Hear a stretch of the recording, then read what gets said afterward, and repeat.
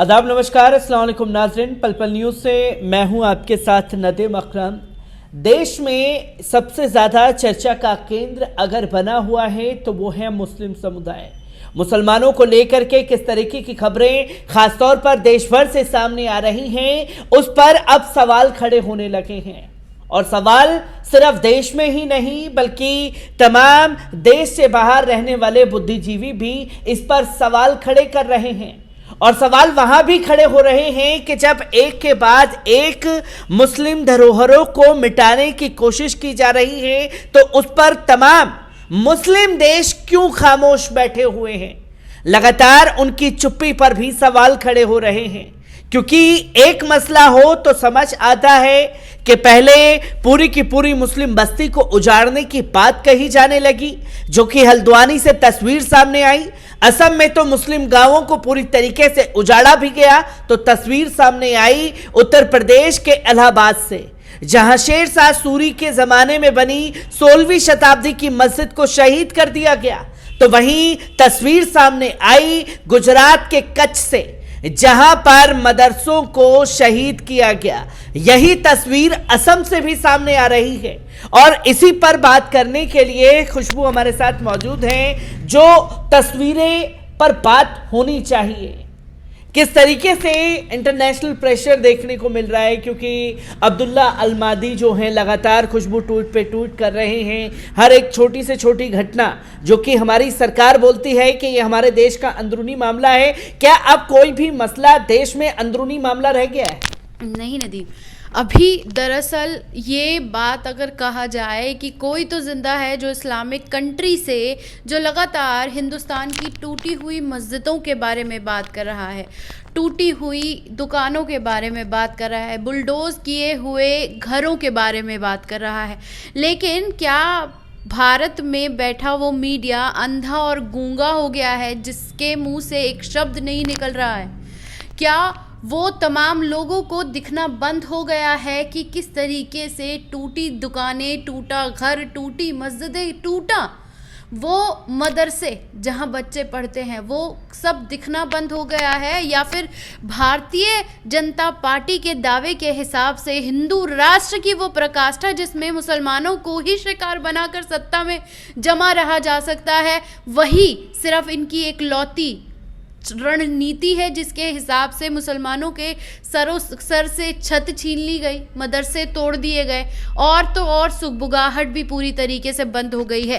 लेकिन नदीम, जब आप इंटरनेशनली प्रेशर की बात अगर करते हैं तो मिडिल ईस्ट पूरी तरीके से भारत के इस प्रकरण की मुखालफत कर रहा है। उसी के साथ अरब से लगातार बात उठती है, कतर से लगातार बात उठती है, टर्की से लगातार आवाज़ उठती है, और तो और अगर मीडिया के उस बैकबोन की बात की जाए, हमारा वाला तो पत्तल चाटता है, तलवे चाटता है, लेकिन गोदी में बैठकर अपनी बातें भी करता है। लेकिन सही बात यह है कि इंटरनेशनल मीडिया भारत में हो रही मुसलमानों पर खासकर हर छोटी छोटी चीज़, यहाँ तक कि चीन की भी अगर हम बात करें तो उस पर भी भारत की प्रतिक्रिया को वो ध्यान में रखकर बड़े बड़े कॉलम में भारत की रणनीतियों पर सवाल करता है, किस तरीके से दोहराकरण हो रहा है उस पर भी बात करता है। लेकिन हमारे यहाँ चर्चा नहीं हो रही है। इसी के साथ एक चीज़ और आपको बता देना ज़रूरी हो जाता है कि किस तरीके से अमेरिका की जो संस्था है वॉच, क्या नाम है? The American? नहीं मुस्लिम अमेरिकन नहीं रे, वॉच, इसको यहाँ से काट देंगे, काट भाई तो सब ले देगा, वो है ही नहीं उनमें से कोई भी। वॉच, ठीक है।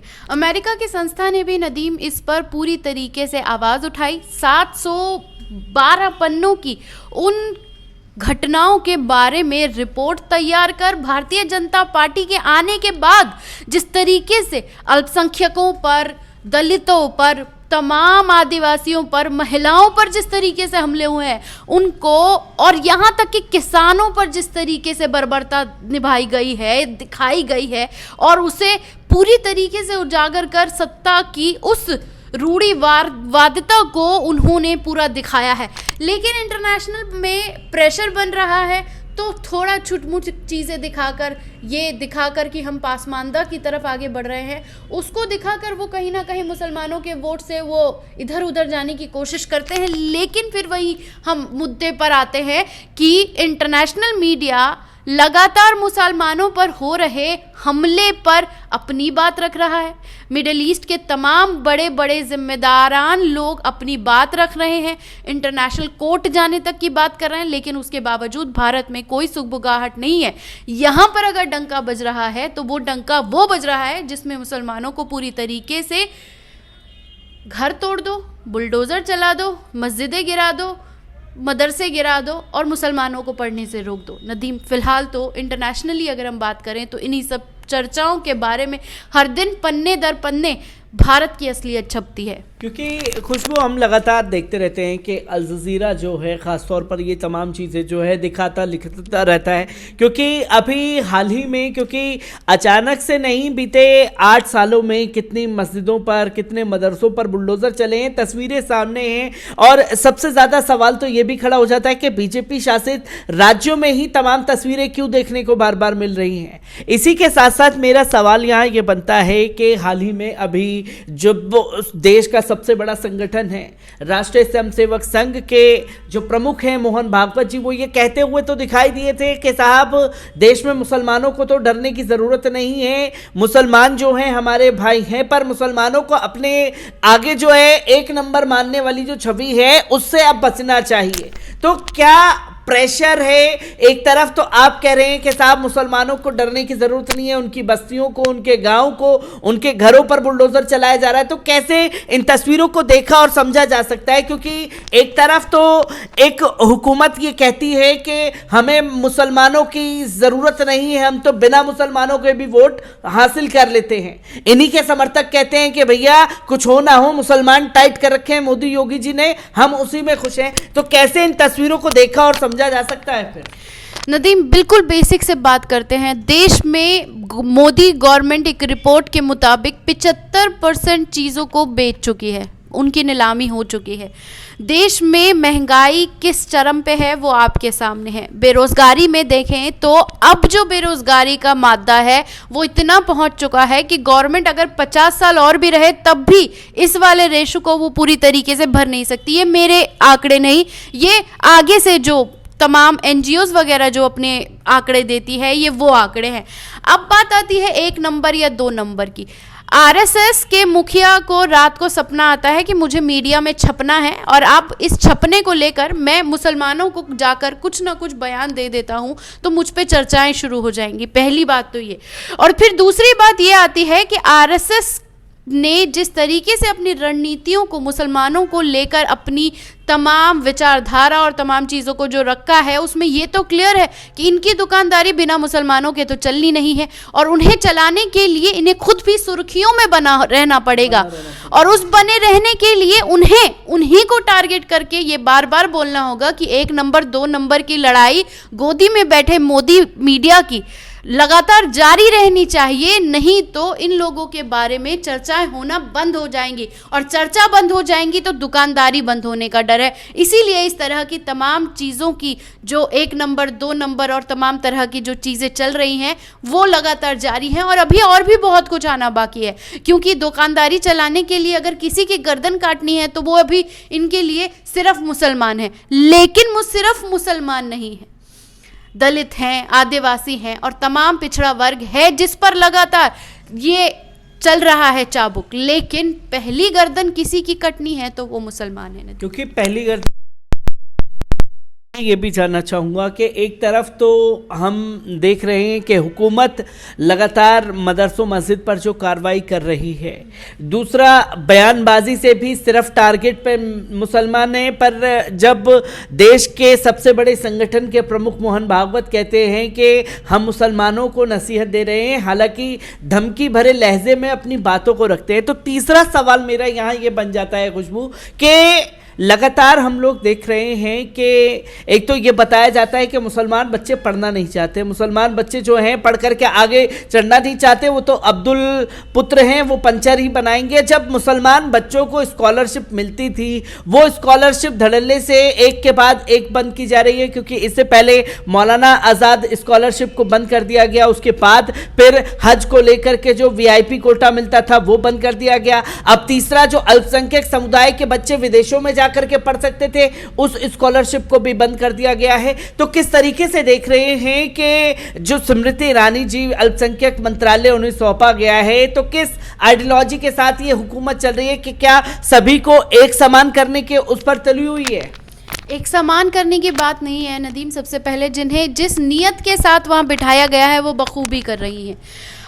हमने कल ही एक रिपोर्ट की थी जिसमें मोदी जी ने 2018 में बयान दिया था कि मुसलमानों के हाथ में एक में किताब होनी चाहिए तो एक में कुरान होनी चाहिए, जबकि इनका खुद का मंत्रालय मुसलमानों के हाथ से किताबें छीनना चाहता है। फिर चाहे मौलाना आज़ाद फेलोशिप हो, जो JRF और नेट के तहत जो एग्ज़ाम पास करते थे उन छात्रों को वो दिया जाता था, लेकिन संसद में गला फाड़ कर हमारी स्मृति जी ने कहा कि ओवरलैप कर रही है, इसकी ज़रूरत नहीं है, इसीलिए इसे बंद कर देना चाहिए। और उन्होंने बंद कर दिया, ऐलान भी कर दिया और वाहवाही भी कर रहे थे कि हमने मुल्लों को टाइट कर दिया।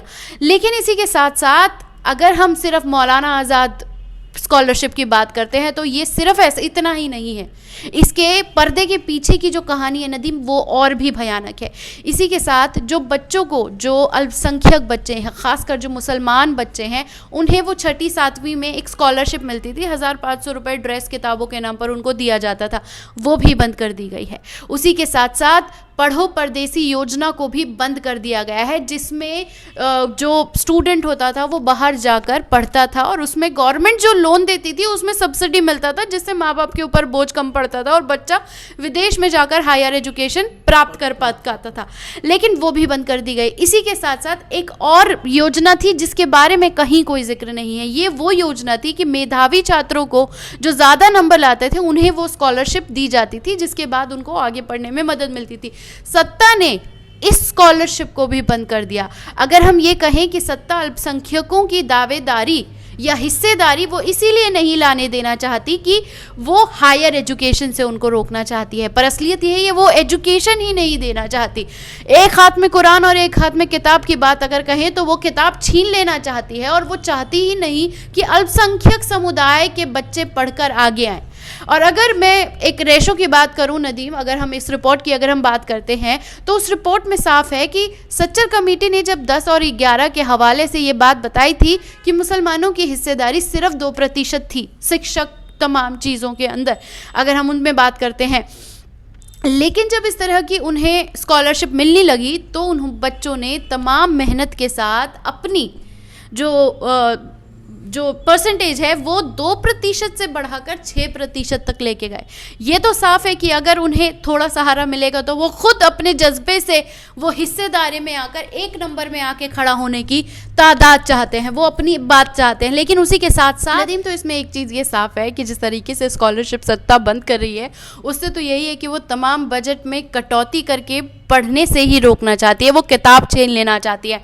लेकिन उसके बावजूद बार बार ये कहा जा रहा है कि हम सबका साथ सबका विकास चाहते हैं। तो ये किस तरीके का विकास है जिसमें किताबें छीन लो ताकि बंदा पढ़ ही ना पाए? वो पंचर पुत्र था, है और हमेशा रहेगा। सत्ता ने तो ये नियत करके अब ये जिस तरीके से स्कॉलरशिप बंद कर दी है, तो वो खुद जो हायर एजुकेशन तो छोड़िए, जो लोअर एजुकेशन पे भी जो बच्चों को फ्री पढ़ाने की बात सरकार करती है वो भी धीरे धीरे छीना जा रहा है ताकि बच्चे स्कूल ही ना जाएं। क्योंकि जो अमीर बाप की औलादें हैं, जो बच्चे हैं, वो बड़े बड़े जगह में चले जाते हैं, लेकिन झोपड़ी झुग्गे में रहने वाले बच्चों को लालच दे के बुलाया जाता है कि आप आओ पढ़ो, हम सब कुछ देंगे, तब जाकर वो बच्चे पढ़ते हैं। लेकिन वो भी चीज़ें छीन ली जाएंगी तो पढ़ने वाला अब्दुल कलाम कब बनेगा हमारे देश में?